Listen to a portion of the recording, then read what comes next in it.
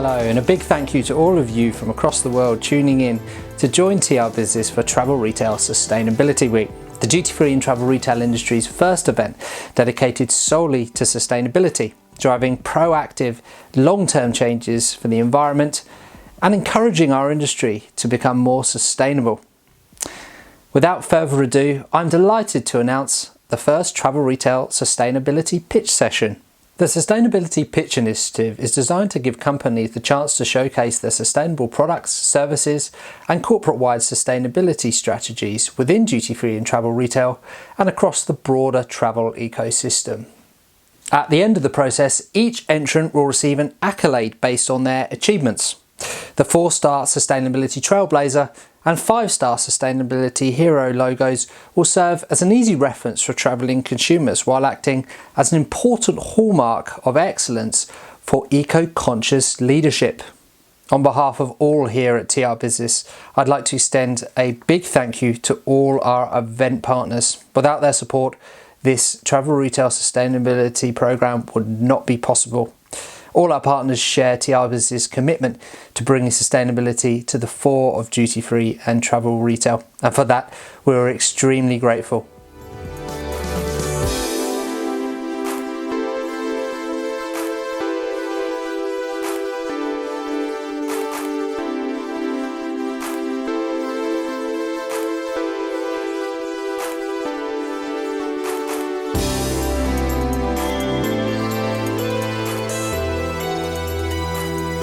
Before we present today's pitch participants, let's take a look at our esteemed panel of judges who've given up their time and energies to scrutinise and rigorously evaluate all the entries.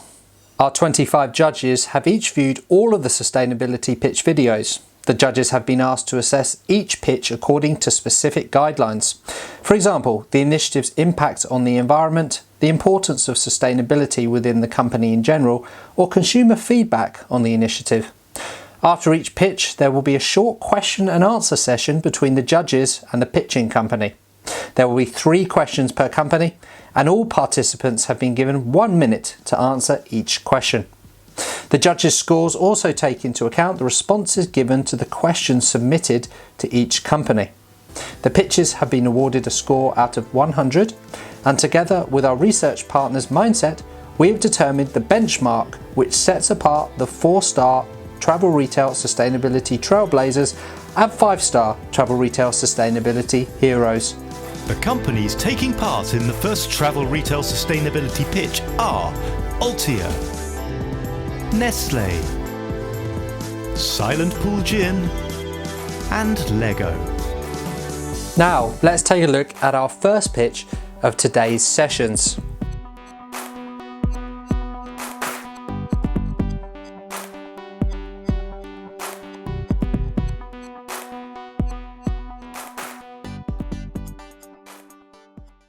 Here in the Nordics, we've learned some hard lessons in our time.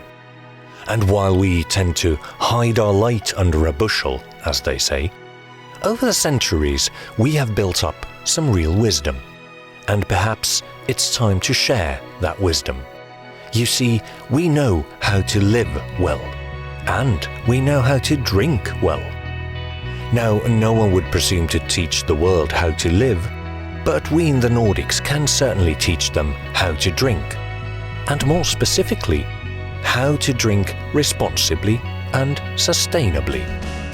You see, here in the Nordics, we've been learning that the old ways really can be the best ways. We don't want to do our work at the expense of our planet.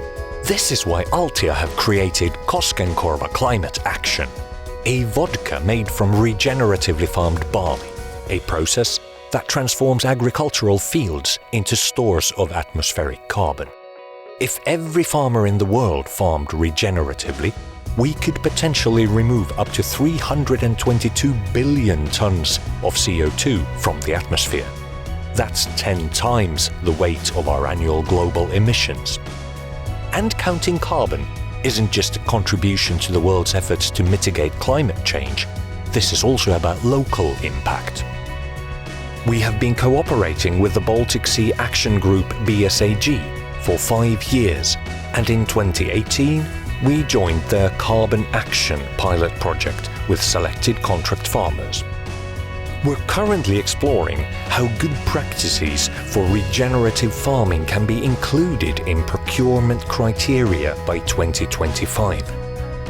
We will also provide training on regenerative farming to all of our contract farmers by this time. And this isn't an isolated initiative. It's part of a wider, all-encompassing roadmap of how we produce and how we consume alcoholic beverages.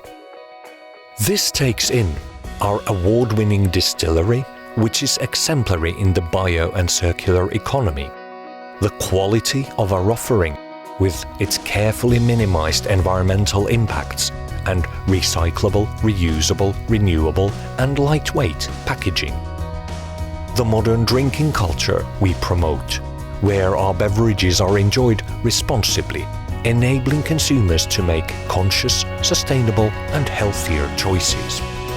And our efforts to keep Altia a safe, enjoyable and inspiring place to work and a trusted partner for our suppliers and clients. You see, here in the Nordics, we've come to value quality over quantity. Let's all learn to drink better.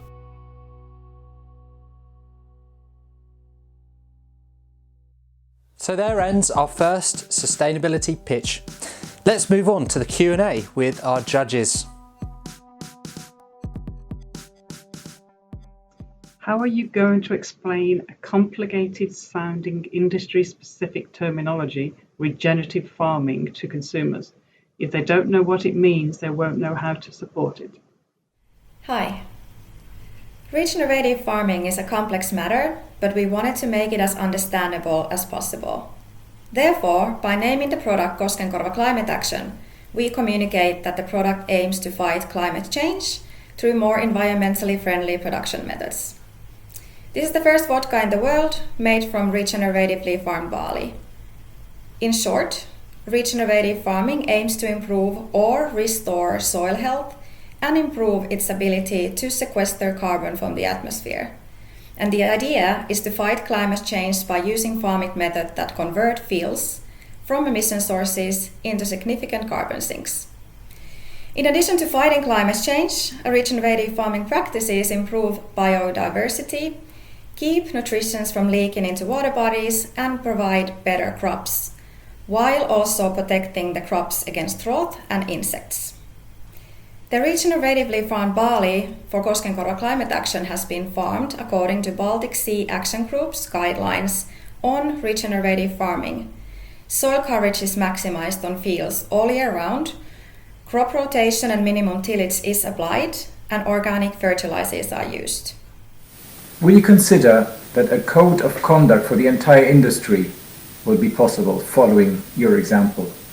Our long-term ambition is to increase the usage of regenerative farmed barley, and we hope to see the same trend across the industry. However, this requires a lot of commitment from all stakeholders, and the best first step is to focus is increasing awareness and provide trainings for farmers. We believe that this will increase the interest in these methods and ultimately lead to higher supply of regeneratively farmed raw material. And it is also important to understand that regenerative farming methods are constantly being developed and studied. What acreage of regenerative farming do you have in place so far? And what percentage of your total acreage is that? Altia itself does not have fields. We buy barley from farmers around Finland. Jari Eerola is the first of our contract farmers to transition to regenerative farming practices in barley farming, and in 2020, the total acreage of regenerative barley was 35.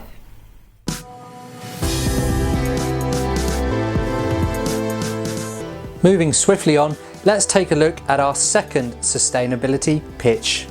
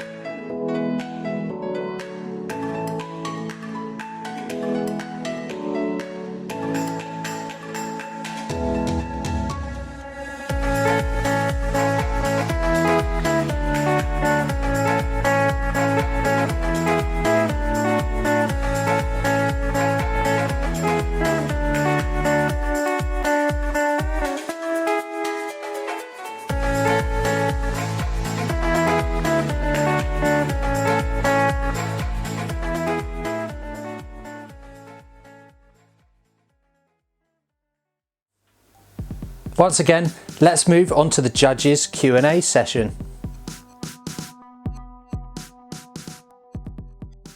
Nestle has made great efforts around having reusable packagings. Could you elaborate more on the challenges being faced in making such reusable packagings? The challenges really focus on three key areas in this. First, at the most fundamental level, is barrier protection and making sure that the new substrates, as they're called in the trade, these new materials, these substrates, actually protect the product adequately. Because it's no good going to a nice sudden move to recyclable packaging, whatever, if it doesn't actually protect the product. So that's first big challenge. Second big challenge then is actually in the production process. Because these new materials that we're working with, they've got to be able to either run on existing lines, or we actually have to make investments in the lines. And we are, in a number of factories, having to make investments to make sure that we can run these new materials on the production lines. You can't just, they don't behave and perform the same as existing substrates. So that's the second big challenge. And the third, and actually the largest challenge, is actually the quantum supply of raw materials that are of the quality that you need. Because the world is moving very quickly towards this reusable, recyclable direction. And there's a fight for those materials. And that in itself causes a challenge because the cost of the materials is high right now. But we consider it a sound investment in the future. So the offset with that is making sure that you're not pushing prices up to consumers, because consumers want it, but they will only go so far in paying for it. What they say they will do and what they actually do, not always the same thing, as we know. So those are the three big challenges we have in terms of making this whole thing happen. Quality of barrier protection, make sure the product remains high quality. The production process themselves, which has been requiring investments in the factories, and the other significant area of investment is actually in sourcing these raw materials, these packaging materials, because they are more expensive. Hi, I'm curious as to what it means that Smarties are 100% sustainably sourced. So to give you a prop, I brought a prop on this one. It's not a Smarties pack, I apologise, but it's a Kit Kat pack. Very nice. This is a good one, actually. Personal favourite. But on the back, I'm going to put this near the camera. We talk about the cocoa plan. We talk about 100% sustainably sourced cocoa and the cocoa plan. So if you want more than what I'm about to tell you in the next 30 seconds, go onto the cocoa plan site. It tells you a huge amount of what we've been doing since 2009 in sustainably sourcing our product. But fundamentally, there are three areas in sustainable sourcing.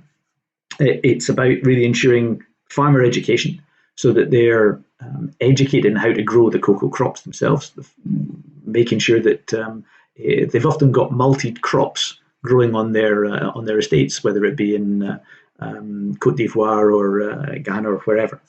So farmer education, upcountry, awful lot of programs been run and regularly run to make sure farmers are educated on how best to grow cocoa and how to ensure the quality of the life of the plant, as well as the millions by now, I was going to say hundreds of thousands, but the millions of plants that we've been giving out to cocoa farmers. So these are cocoa plants that we give out to cocoa farmers because a cocoa plant has a life cycle and they have to be replaced. And we are actually also supplying them out. So one is about farmer education. The second is about better lives for people. And that then covers two areas. One is about women in the work that women do and the support that they're given within the cocoa farming areas. Awful lot been done in that area. Again, go look at the site. And the second one is about kids. And we're really proud about what we've been doing to make sure that kids have an education, because when you give kids schools, they can go and educate themselves. It gives them a brighter future. And over 40 schools have been built, tens and tens of thousands of kids have gone through these schools since the programme started. So better lives for everybody who's involved. And the last of all, of course, is you want high quality, consistent quality cocoa that's coming out the far end, because that then impacts the quality of the product. So the holistic of the three: better farming, better lives, better cocoa. And this is really then what the whole and traceable cocoa. That means we know where it comes from, we know who we're sourcing from, and fundamentally, rather like the first part, we pay a premium for the cocoa that goes in, that where we know it's sourced from, because we know it's been grown properly, we know the women are being supported, the kids are being given schools, and that costs. But we pay for that to the farmers to make sure that it's also into the price, so the quality of the lives are again looped. So if you want to know more, I thoroughly encourage you to go have a look at the Nestle Cocoa Plant website. Generally, it's something we're really proud about. A key pledge is that by 2025, all packaging will be recyclable or reusable. What about the goals to remove the plastic packaging from Smarties? Now, lots to be done in this particular area. Going forward, we already made these great starts with Smarties, so we're really proud about the fact that Smarties is going into paper packaging. But we've got a very clear commitment by 2025. Everything will be either reuse, recyclable within the system. So there's only 3 and a bit years left to hit that point. So we're going very, very fast across the brand. And it will be a mix. It won't just be about moving everything to paper. It'll be making sure that some substrates that maybe paper sometimes won't be good enough in terms of that barrier protection we mentioned earlier. And what really will be critical will be having materials that you can recycle. And I'll give you one example, not a Nestle product, but something from the cupboards that I have at home. Put this here. So this is almonds. Somebody could buy this from the shop. There's 2 different plastics in this. Really important point. So you've got one of these very nice Ziploc closure mechanisms. That means once you tear this packaging open here, you can then Ziploc it afterwards and close the thing. Problem with this is there's 2 different plastics, and that packaging becomes non-recyclable anymore. So if you're going to have packaging, what you'll discover, what we're moving to, is packaging that doesn't have Ziploc closures. And the reason it doesn't have Ziploc closures is because then you can have monomaterial, and monomaterial becomes far more easy to recycle.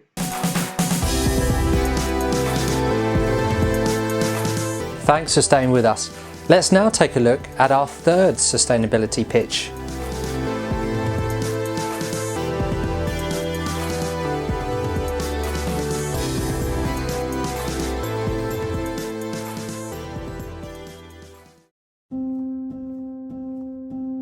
Hello, welcome to Silent Pool Distillery. My name is Tom Hutchings, Head of Technical Operations. We are located in the Surrey Hills. It's the most wooded county in the UK, so we're surrounded by lush woodland and sort of rolling countryside. Our rural location is a constant reminder of the importance of sustainability.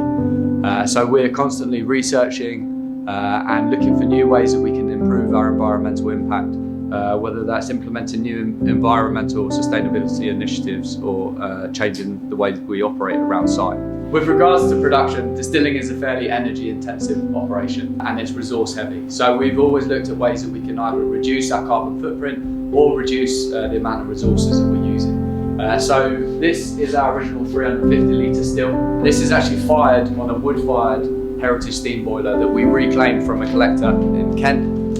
So basically wood sourced within a 10-mile radius of the distillery, and that's used to heat the still. When we expanded, we installed a still 5 times the size of this, so an 1800 litre still, and obviously it takes a lot more energy to run it. We actually tried to fire that on a similar sort of setup, so a heritage steam boiler, but we couldn't get enough energy. So we've actually replaced that with a modern steam generator, and that's fired on HVO, which is hydro-treated vegetable oil. It's basically cooking fat, chip fat, that's being repurposed into red diesel, or the equivalent, 100% renewable and 90% better on emissions. It costs us a bit more money, but it's very important to us that we make that step to reduce our emissions. Distilling also is known for using a lot of water, and one of the main uses in the cooling of the stills, so in the condensers. And next door we actually run the system on a closed loop system. So that basically means all the water, rather than getting vented to the air, it just goes in a closed loop and it cools the system, and then we can use that to heat the building. We've also got 16.5 kilowatts of solar panels on the roof, and we're just about to install another 20 kilowatts.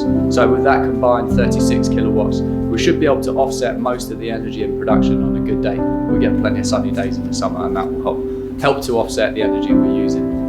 Finally, we're just about to install a biomass boiler, which will basically heat the site. So that's again fired on local wood, and that will heat all the distillery buildings, the office buildings, using local wood. So obviously packaging plays a key role in our impact on the environment as well. Our bottle is quite a heavy grade, high quality bottle, and actually through feedback from customers who are constantly asking whether they can return bottles, we set up a couple of new initiatives to basically allow those bottles to be reused. We can't take them back into production and refill them, but what we can do is refill them for the consumer to take back themselves. So we've basically repurposed an old pilot still, so we used to use it for recipe development, and we've actually turned it into a bottle filler just for a bit of fun in the shop. So local customers can come down, refill bottles, and take them away for a bit of a discount on the price of the bottle. And another thing we've done is customers can basically return bottles for a discount on either a different bottle or a different product. And we take those bottles, we have them cut down and turned into candles, which we then resell for in the shop. So there's a bit of reuse of materials and resources.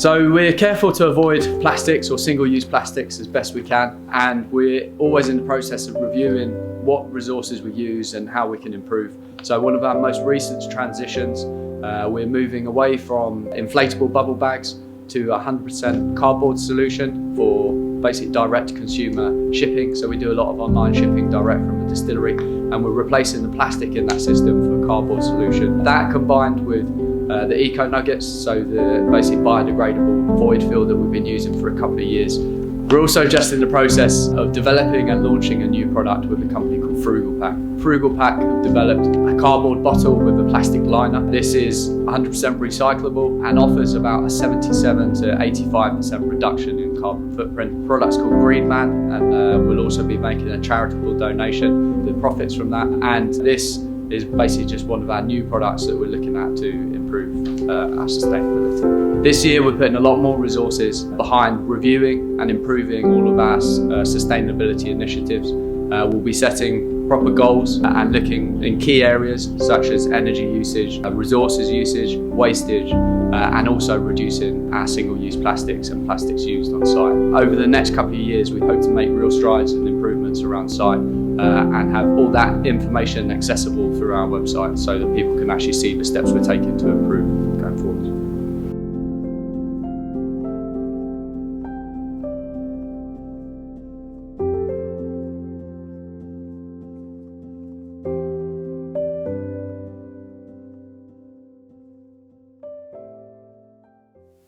Welcome back. Let's take a look now at the Q&A session for the third sustainability pitch.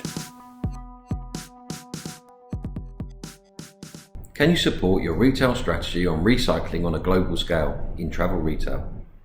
If not, how best to recycle your products? We're in the process of removing plastic from all of our packaging, from direct consumer orders right through to business that are shipped across the globe, including travel retail. Most recently, plastic bottle bags have been swapped for a cardboard solution, and we've started using paper tape on our shipment boxes. By the end of the year, we hope to be single-use plastic free in our packaging department. We encourage our partners internationally to offer in-market upcycling incentives with their used bottles and are keen to support any other sustainable initiatives. We also sell upcycled bottles that have been made into soy candles to international markets to demonstrate and highlight these initiatives. You mentioned in your pitch that distilling is a resource-intensive activity and that wood for the boiler is sourced from within a 10-mile radius. My question is, what steps do your suppliers take in tree replanting? We currently donate to our local woodland fund, which oversees maintenance of our local forests, treating trees for disease, planting new ones, and ensuring that it's well maintained. We also donate to the Silent Pool Conservation Fund, which is the water system from which our brand name is actually taken. Additionally, with the launch of our new Green Man Woodland Gin, packaged in a 100% recyclable bottle, we will be planting a tree for every bottle sold. What actions are you planning to showcase your sustainability steps and educate customers? Social media is our best tool to communicate our actions with our engaged base of consumers. We regularly post about the actions we take at the distillery to improve our carbon footprint. This covers customer-facing incentives such as upcycled candles, as I've mentioned before, and refill schemes, as well as explaining how our HVO boiler works, the energy and our solar panels produce, and more. We have a permanent feature on our Instagram page dedicated to sustainability, where the information is readily available and updated as we improve our outputs. Further to this, we also include a segment at the end of our weekly newsletters in which all of our consumers can see the stories that we share of our sustainability initiatives and maintain that content on our website.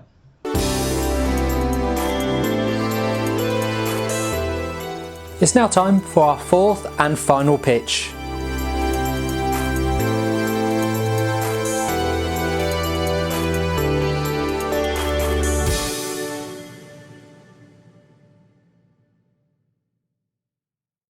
Hi, my name's Louise Smith and I work in the Environmental Responsibility team at the LEGO Group. Today I'm really excited to talk to you about the steps we are taking to make our packaging more sustainable. We are very proud of the fact that LEGO bricks are designed to be reused and handed down through the generations.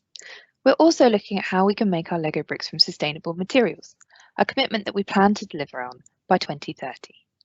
Packaging, however, presents itself as a different type of sustainability challenge. LEGO boxes and other packaging are often disposed of, which is why we're taking action to make all of our packaging sustainable by 2025. To help you understand how we tackle the sustainability of our packaging, it is probably worth noting that around 90% of our packaging is made from paper and cardboard. This has meant that we started our journey by ensuring that all of the paper used in our products and product packaging is recyclable, sustainably sourced, and certified by the Forest Stewardship Council, also known as FSC. We are happy to report that at present 75% of the cardboard used to make LEGO boxes comes from recycled materials. However, we haven't stopped there. I'm now going to give you a few examples from the past few years that demonstrate how we continue to drive initiatives that make our packaging more sustainable. 6 years ago, we reduced the average size of a LEGO box by around 14%. This has had the dual benefit of saving around 7,000 tonnes of cardboard per year, whilst improving transport efficiency.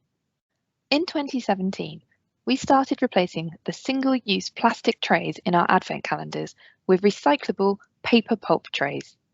This prevented up to 1 million single-use plastic trays from going to landfill.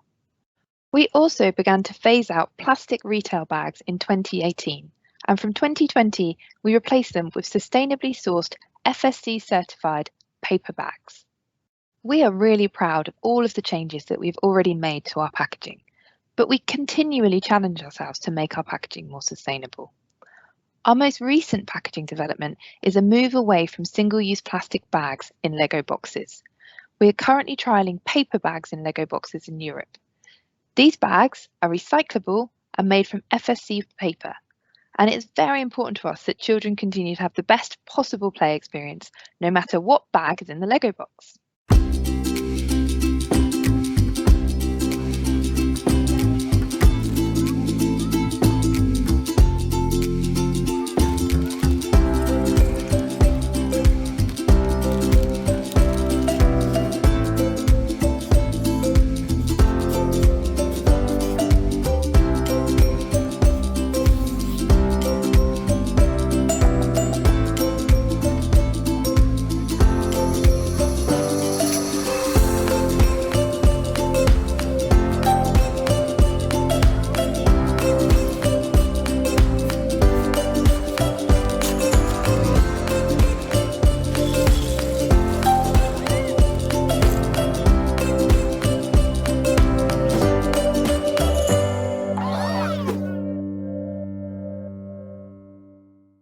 As I hope you can see, we take our responsibility to the environment very seriously, and we've been working on improving our packaging for a number of years now, and we won't stop here.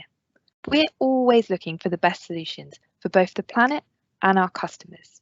And as I hope you could see demonstrated in the recent example of the paper insert bags, we listen when children ask us to do better. Overall, we want to leave a positive impact on the planet that our children will inherit.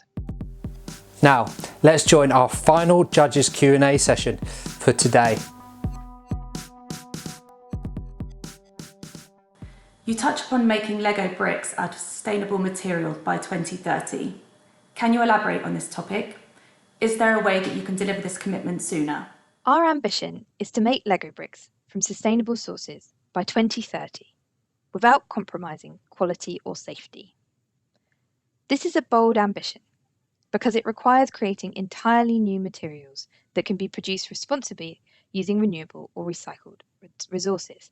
And we have a team of over 150 people dedicated to finding these new, more sustainable materials for our Lego bricks. We continuously develop and test new materials and join forces with partners such as the University of Aarhus, the University of Amsterdam, and the University of Budapest, as well as startup companies that are developing new recycling and bio-based production technologies. We're also members of consortia such as BioSpeed, which includes other corporate businesses with the same challenge as us, such as Danone, L'Oreal, Michelin, Beek. We're in that group to share learnings and progress. We're currently piloting whether we can potentially use bioelements more widely in the portfolio, and we're exploring opportunities with recycled plastics. We've set ourselves that target of 2030 to make all Lego bricks from sustainable sources, but of course we will be gradually changing our products over the next 9 years. If we discover the right materials and can scale up sooner than 2030, then we will, but we must be realistic about the huge challenge that we are facing. As the core ingredient of Lego bricks is plastic, any plans to introduce a more environmentally friendly version? As with the question on materials before, yes, we will make all Lego bricks from sustainable materials by 2030. Right now, we already have some parts of our products made from bio-based materials, namely sugarcane. The Plants from Plants range features as part of many of our sets and has been in circulation since 2018. As of 2019, 2% of our total elements are bio-based, so an element is a single brick or piece of Lego. The Lego system in play also inspires play with endless possibilities that support the principles of circular design. The quality and durability of Lego products means they can be reused again and again and passed down through generations, whilst remaining fully compatible with elements produced today. We're therefore members of the Ellen MacArthur Foundation, and we're working with the Foundation's network of businesses, experts and policymakers to accelerate the transition to a circular economy. We also already have rolled out the Lego Replay scheme in the United States and Canada. This programme accepts Lego bricks that are no longer in use, cleans them up and donates them to not-for-profit organisations to ensure that all children can access play. We hope to roll out this model to 3 more markets by the end of 2022. I'm very interested in the trial with the paper packaging. How will you measure whether it is successful? Do you have a kids advisory board you are using for research? And if so, can you talk a little bit more about whether the kids understand why you are changing the packaging? Yes, we are asking children about sustainable packaging, and that's exactly what we're using this pilot for. We plan to phase in white and brown recyclable paper bags during the first year, and we want to learn more about which is the best possible material from a functional perspective and which provides the best play experience for children. We have a philosophy at Lego that only the best is good enough, and we know that both the white and brown recyclable bags are excellent quality and sustainable, but we want to learn even more from the children who are using them before introducing the material to all of our boxes. We'll be testing things like how the children interact with the new material, how legible are the numbers on the backs, and whether the packaging can help children understand more about recycling and sustainability.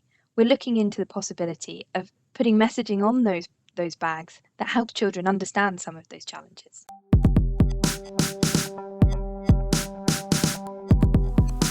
That wraps up today's pitching sessions. A big thank you to all our entrants. I'm sure you'll all agree we've seen some inspiring and thought-provoking ideas on show. Let's see how our pitching companies fared. Congratulations to all of the participants for the hard work that they've put into their pitches and in raising the green credentials of the travel retail channel. All of today's companies can celebrate their creativity, their ability to listen to what the consumer wants, and also their willingness to make a positive change in their business model for the benefit of the planet.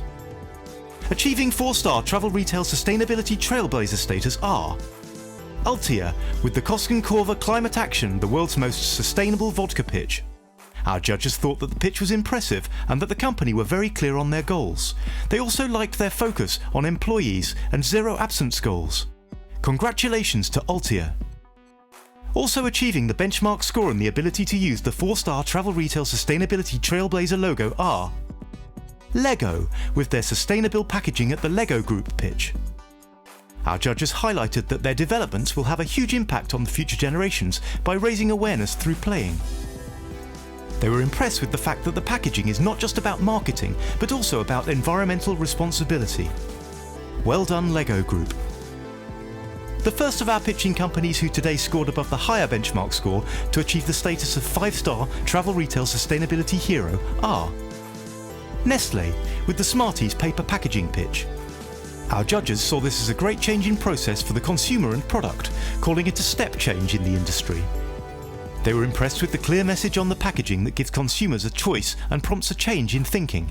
The judges were also impressed with the Sustainable Cocoa programme, which they suggested adds significant value to the way that Nestle work and deliver change. Congratulations to Nestle. This leaves us with one remaining company also reaching 5-star Travel Retail Sustainability Hero status. Silent Pool Gin, with the sustainability initiatives at Silent Pool Gin pitch. Our judges were impressed with this small company and saw them as a fantastic example of walking the talk through all levels of the organisation. They can see that this will allow Silent Pool to learn and scale as they become more successful. Taking responsibility for their local community was also flagged as being a great thing. Well done, Silent Pool, and once again congratulations to all of our pitching companies today. Thanks for joining. We sincerely hope you've enjoyed viewing these travel retail sustainability pitch sessions. And don't forget, for more information on sustainability issues in duty-free and travel retail, head over to trbusiness.com. TR Business would like to take this opportunity to pay a special thank you to all of its premium partners, sustainability pitch entrants, judges, participating companies, not to mention all of you tuning in to watch the sessions. Thank you for your support of Travel Retail Sustainability Week and the pitch sessions, and see you soon.